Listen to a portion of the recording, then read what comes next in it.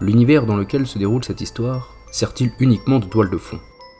Se peut-il que ce monde, créé de toutes pièces, soit plus important que le scénario? Et ce scénario, aurait-il la même portée s'il se passait dans un autre monde imaginaire? Une réflexion sans fin peut accompagner l'étude d'un univers fantastique. Aussi, laissez-moi vous souhaiter la bienvenue dans Métaphore-moi ça.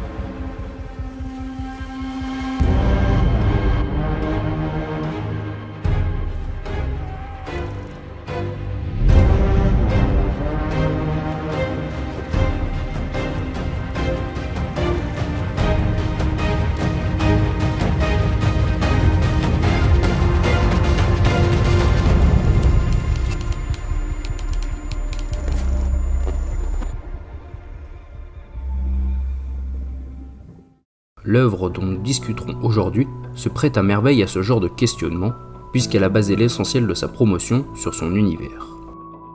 Quoi de plus normal, puisque The Seeking City, jeu vidéo d'enquête et d'épouvante, s'inspire ouvertement d'un illustre écrivain de l'horreur et de l'indicible, Lovecraft. Inspiré par l'œuvre de H.P. Lovecraft, l'intrigue de The Seeking City se déroule à une époque où les minorités ethniques, raciales et autres étaient fréquemment maltraitées par la société. Ces préjugés étaient et sont encore inadmissibles, mais ils sont malgré tout inclus dans le jeu. Il s'agit là d'un choix conscient de représenter l'époque en question le plus fidèlement possible, et non d'agir comme si ces injustices n'avaient jamais existé. Voilà comment nous accueille The Seeking City, en installant son univers. Tous les thèmes y sont listés, et les développeurs nous mettent en garde. Horreur Lovecraftienne, folie, xénophobie, racisme, justice, choix et décision. Tenez-vous prêts, vous entrez dans un cosmos étrangement similaire au nôtre, semble nous suggérer le studio. L'œuvre est déconseillée aux moins de 18 ans. Malgré un retard technique indéniable, l'œuvre The Seeking City régurgite des visions cauchemardesques et évoque des sujets adultes. Prenez donc garde. Suivre le protagoniste sur le fil de la démence n'est pas sans risque. Si vous êtes encore là, alors nous pouvons poursuivre. Enfilons notre scaphandre et enfonçons-nous dans les méandres nauséabonds de la cité inondée.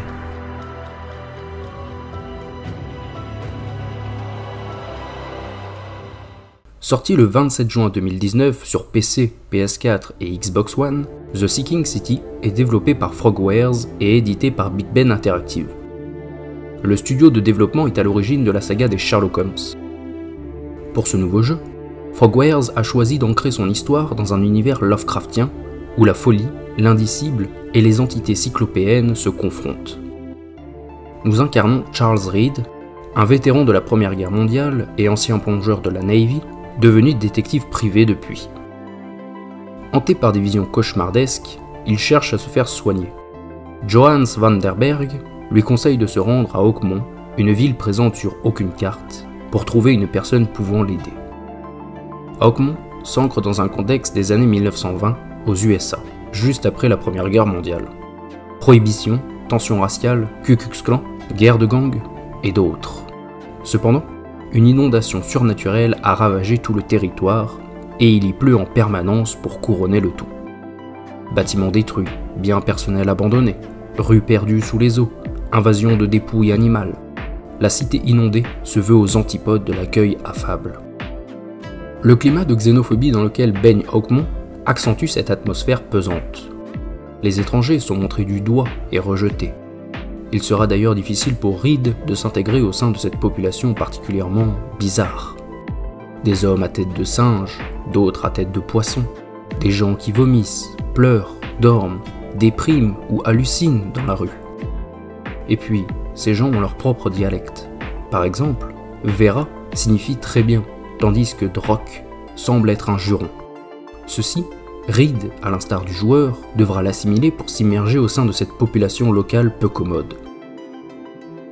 En outre, les coutumes à Oakmont sont différentes de celles de notre société, et les remettre en question nous vaudra toujours une invective xénophobe. Nous tomberons par exemple sur une femme à la bouche cousue car elle a trop parlé ou a révélé quelque chose de secret. Concernant la monnaie d'échange, les munitions ont supplanté l'argent. Pourquoi ? Tout simplement parce que nous sommes dans un univers Lovecraftien. Et qui dit univers Lovecraftien, dit créature innommable. La cité en est gorgée. Et pouvoir se défendre paraît plus important qu'avoir une pièce dorée dans le porte-monnaie. Poursuivons donc le long de cet hommage à l'écrivain d'horreur et creusons davantage dans ces zones infestées, ces quartiers de la ville abandonnés aux créatures obscènes et à la folie.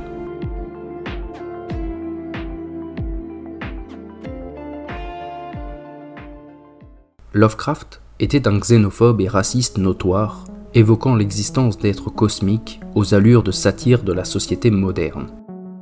Le jeu, comme nous l'avons vu, l'exprime sans embâge. Rien que pour cela, il nous faut féliciter les développeurs pour leur audace. Respecter son matériau d'origine est une preuve de savoir-faire, mais connaître et prendre en compte ses défauts est une qualité autrement respectable. L'œuvre, par conséquent, est parsemée des angoisses dues à ce qui peut nous être étrange, saupoudrée des insultes et des violences qui peuvent être dirigées vers des étrangers. Commençons par ce que Lovecraft appelle les grands anciens. Ici, les entités divines évoquées sont nombreuses. Cthulhu, une divinité inventée par les héritiers spirituels de l'écrivain américain, est, dans cette ville inondée, vénérée sous le nom de Kay. D'autres habitants préfèrent prier la mer qui se personnifie ou se déifie sous le nom de Maer ou de Dagon. Et nous trouverons, au fil de notre aventure, un palais immergé dans les abysses, Ctigonar. Pour faire bref, les cultes, les sectes et les religions sont légion à Hawkmont, et elles ne créent que des conflits, n'engendrent que de la violence. Kidnapping, viol, meurtre, vol, suicide. Chaque crime, chaque goutte de sang versée est ici justifié par le dévouement et l'abnégation. La xénophobie et la peur de l'inconnu, particulièrement présents dans les contes Lovecraftiens, servent admirablement bien le récit. Nous l'avons vu en amont, les êtres humanoïdes hybrides arpentent Hawkmont. Mais le plus dérangeant dans tout ceci est l'aspect symbolique qu'ils recouvrent. Quoi de plus perturbant de trouver une photo du père, parfaitement humain, de Robert Throgmorton, l'homme mi-homme mi-singe, puis de découvrir un cadre avec une photo de Rosie, une femelle gorille. Tout devient encore plus glauque et évocateur lorsque nous apprenons que le père de Robert est revenu avec un bébé après un voyage en Afrique. Le métissage d'une femme noire et d'un homme blanc prend ici l'aspect d'un être simiesque. Il en va de même avec ceux d'Innsmouth, les hommes poissons. Contrairement aux hommes singes, ce folklore est bien issu des écrits Lovecraftiens. Il s'agit là aussi d'une critique du métissage, le sang américain souillé par des démons abyssaux et antédiluviens. Dans The Seeking City, ils incarnent moins le métissage que les réfugiés. Ces êtres inhumains ont fui leur ville après une catastrophe et se sont réfugiés à Hawkmont. Évidemment, ils sont parqués dans des quartiers et leur présence est réprouvée par la population locale. Nous voyons apparaître des insultes propres à ce racisme fictif comme tête de poisson ou face de primate. Et quoi de plus concret, de plus palpable qu'une invective ? L'insulte est l'un des moyens les plus efficaces d'ancrer un univers. Mais pourquoi tant vouloir rendre tangible le racisme alors que le studio déclare ne pas cautionner le racisme sillonnant les œuvres de Lovecraft ? Parce que le jeu nous met face à notre propre racisme. Ces êtres issus de la mer ne vous ont-ils pas dégoûté au premier abord ? Si. Et pourtant, ce sont des êtres humains à l'apparence différente. Voilà ce que fait Frogwares avec The Seeking City. Il délivre une vision métaphorique du racisme et nous donne par la suite la possibilité de faire des choix. Comme nous l'avons vu plus tôt, le choix est un des thèmes principaux de l'œuvre. Naviguant d'enquête en enquête, le joueur est incessamment obligé de prendre des décisions, d'arbitrer. Aucun cas n'aboutit sur une solution simple et parfaite. Il faut toujours prendre en compte la morale. Doit-on, par exemple, dénoncer à la police cet homme qui a tué une personne pour protéger sa famille d'une mafia ? ou détourner l'enquête et les preuves vers un politicien véreux. Mentir, avouer, jouer en faveur de quelqu'un, toutes ces décisions reviennent au joueur. Mais notre jugement est constamment mis en déroute car nous traitons le cas d'êtres à l'apparence monstrueuse. Cet homme poisson mérite-t-il un pire châtiment que cet homme à l'apparence normale, ou davantage de compassion puisqu'il s'agit d'un réfugié en difficulté? Le jeu nous transplante les yeux d'un raciste ou d'un xénophobe et nous force à voir le monde comme lui. Les étrangers sont poisseux, les métissés sont laids. Et, par ce mécanisme, le jeu nous incite à voir au-delà des apparences, à ouvrir son œil à ce qui est étranger ou inconnu. Ce racisme ambiant contre lequel il faut lutter est épaulé par un autre mot, propre aux écrits de Lovecraft, la folie. Les crises de folie et les hallucinations sont ce qui fait venir Reed à Oakmont. L'insanité est à l'origine de l'histoire et se répand telle une bile gluante sur l'ensemble du voyage. Outre la barre de vie, Reed possède une jauge de sanité. Regarder des horreurs, fixer des obscénités ou des symboles kabbalistiques, et observer ou se faire blesser par des créatures fait diminuer cette jauge. Plus elle décroît, plus les hallucinations et les visions se font nombreuses et agressives. À un certain point, elles vont même jusqu'à s'attaquer à Reed. Le détective peut même perdre la vue ou porter le pistolet sur sa tempe si la barre atteint un seuil critique. Et comment lutter contre cette démence qui nous menace?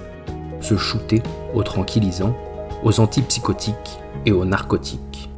C'est donc plus ou moins un Charles Reed drogué jusqu'à la moelle que nous incarnons tout au long du récit. Pour en finir avec cette folie, il subsiste le cas du personnage de Vanderberg, un être énigmatique et immortel à l'origine de notre présence sur Hawkmont. Il connaît le passé de Reed et évoque même les plaines de Flandre, lieu d'une terrible bataille lors de la Première Guerre mondiale qui est devenue, suite à une pluie d'obus, un no man's land. Cet homme, entièrement vêtu de jaune, fait en réalité référence aux œuvres d'un certain Robert W. Chambers, géniteur de l'horreur qui inspirera en partie les écrits de Lovecraft. Le Roi en jaune est un recueil de nouvelles dans lequel apparaît un homme du même nom. Le jaune représente la quarantaine, comme ces zones en ville flanquées d'un crâne jaunâtre. Le jaune est la couleur de la pourriture, de la maladie mentale. D'ailleurs, lors de ces crises hallucinatoires, Reed verra les traits de Vanderberg sur ceux d'un médecin plutôt effrayant, tandis que le détective se trouve sur un lit d'hôpital. Un signe annonciateur de l'ultime thème de cette œuvre? Sans aucun doute.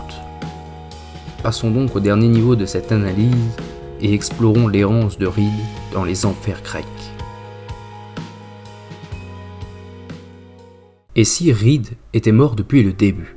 Et si ces visions d'un lit d'hôpital, d'un médecin, d'une corde maintenant son corps au-dessus du sol, n'étaient que les résurgences de ses derniers moments de vie? Charles Reed, hanté par des affreux tableaux de la Première Guerre mondiale sur les plaines de Flandre, aurait mis fin à sa vie, incapable d'en supporter davantage. Pourquoi pouvons-nous oser une telle conclusion? D'abord, parce que le navire qui nous emmène à Hawkmont, et qui est d'ailleurs l'unique navire à faire le lien entre l'île et le monde extérieur, se nomme Charon. Charon est le nom du nocher des enfers grecs. Il est celui qui prend les âmes des défunts sur sa barque et les conduit dans le monde des morts, moyennant une obole symbolique. Laissez-moi maintenant vous décrire le Tartare, l'endroit le plus profond et le plus sombre des enfers grecs. Il s'agit du lieu où l'on expie ses fautes, où toutes les formes de torture physiques et psychologiques sont représentées. À l'intérieur de sa triple enceinte d'airain, il renferme les plus grands criminels. C'est une région aride, sans vie et monotone, avec parfois des étangs glacés, des lacs de soufre et de poix bouillantes, où baignent les âmes malhonnêtes. L'endroit est entouré par des fleuves aux eaux boueuses, des marécages à l'odeur nauséabonde, qui forment une rempart pour que nulle âme n'échappe à sa peine. N'avez-vous pas l'impression que je vous dépeins Hawkmont? Reed sillonnerait donc, en bateau ou à pied, les méandres sordides d'un Tartare à l'image de ses visions horrifiques et de sa vie sur Terre. Les références au Tartare ne s'arrêtent pas là.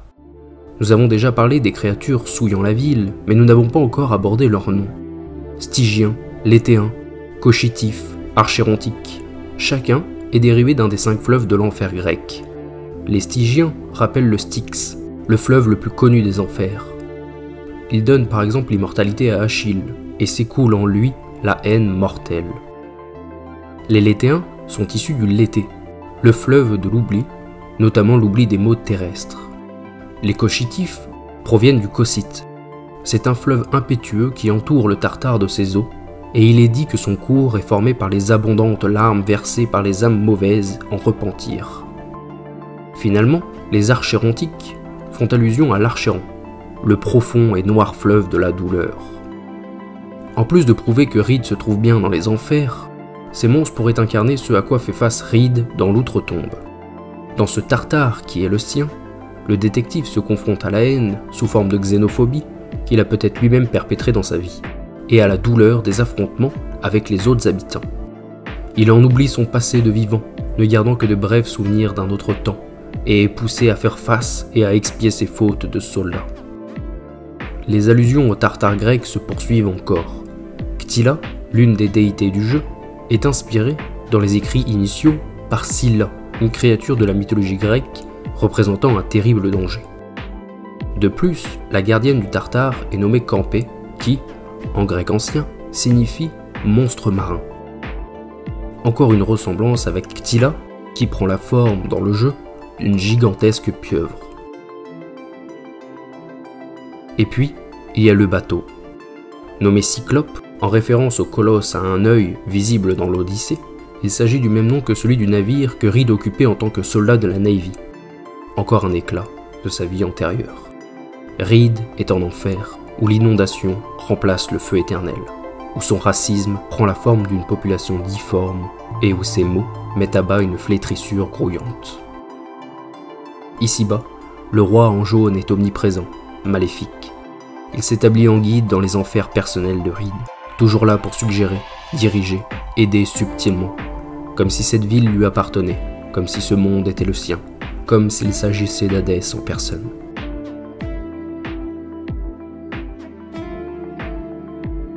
Ainsi s'achève mon analyse de The Seeking City.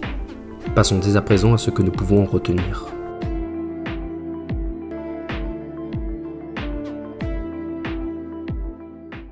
Vous ai-je parlé, rien qu'une fois, du scénario de Seeking City? La réponse est non. Intrigue principale et enquête annexe restent, pour ceux n'ayant pas fait le jeu, un mystère à la fin de cette vidéo. Étrange, n'est-ce pas? De ce constat, vous répondrez aisément aux questions que nous sommes posées en début d'analyse. Frogwares, au travers des dialogues et de l'aventure, nous conte l'histoire de Charles Reed, mais l'univers autour de Hawkmoon en raconte une toute autre. Mythologie grecque et Lovecraftienne s'entrecroisent pour nous narrer le voyage expiatoire d'un homme défunt. The Seeking City est un exemple à suivre pour la création d'un univers imaginaire parfaitement calibré pour accueillir en son sein une intrigue horrifique. Mais, évidemment, tout ceci ne se cantonne pas à l'horrifique ou au fantastique. Et j'espère que vous prendrez le temps, lors de votre prochaine immersion en territoire fictif, d'étudier le moindre lieu, nom, code social ou personnage propre à ce dernier. Vous décèlerez, à n'en point douter, d'autres niveaux de lecture, bien loin de celui du scénario explicite. Sur ce, je vous laisse à vos prochaines fouilles artistiques. Veillez cependant à ne pas réveiller les entités abyssales ou cosmiques qui dorment entre les lignes de l'imaginaire. Merci de m'avoir suivi, c'était Métaphore-moi ça.